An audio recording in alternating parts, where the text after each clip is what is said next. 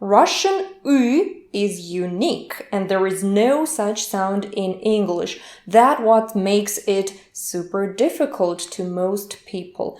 You are probably already familiar with some of the funny YouTube tutorials, like punching yourself in the gut and making ooh. That's how you get ooh. But of course, here I'm going to show you 3 effective ways of making this complicated Russian sound. Here we go. Way number 1 would work for English speakers. You need some pencil or maybe a pen, anything, and you put this thing between your lips, between your teeth actually.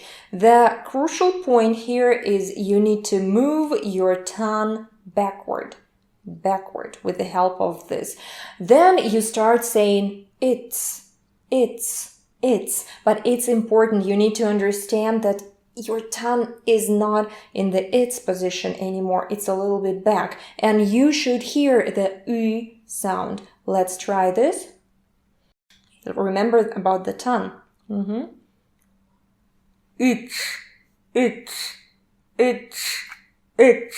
Try it in front of the mirror if you want to have more fun with these exercises. So if you are able of getting that U sound, isolated U sound, get rid of this and try it without a pencil. It's.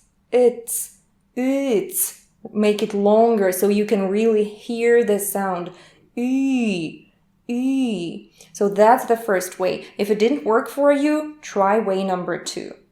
Way number 2 will work for people who really like to smile. We start with ooh sound, long ooh. Then you start smiling widely, slowly, until you hear how ooh changes to u. Let's try it. Ooh. Do it in front of the mirror and you will see the difference. Ooh, with articulation too. So when you are smiling, you make changes in your articulation muscles. So your tongue goes in the right position for the U sound. But you really need to be careful here. You need to be mindful of what exactly you are doing. It is very important. So try again. Ooh. Stop there and try to understand where your tongue is in your mouth. For exercise number 3, you will need a pencil or a pen again, or if you want to be a little bit more creative, use a little spoon. The idea is the same as in the first exercise. We just need to move your tongue a little bit backwards. You start with long sound E. Hopefully you don't have any problems with this already. So E, and then you put your tongue you put the spoon in the middle of your tongue, like this. Here, but be careful with this thing.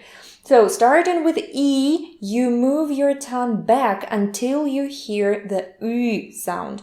Let's try this. E, E, E, E, E, E. You hear that? Again, try to analyze what happened to the position of your tongue. What did you do? Can you do it without any additional objects? Can you do it yourself? So what we need here, we need you to make the isolated U sound. After that, you can add consonants to practice it inside the syllables and later in the words. You just need to train your tongue for that U position, because in most cases, people simply keep saying E when it's supposed to be U. So when you are able to make the long isolated U, try to break it with different consonants.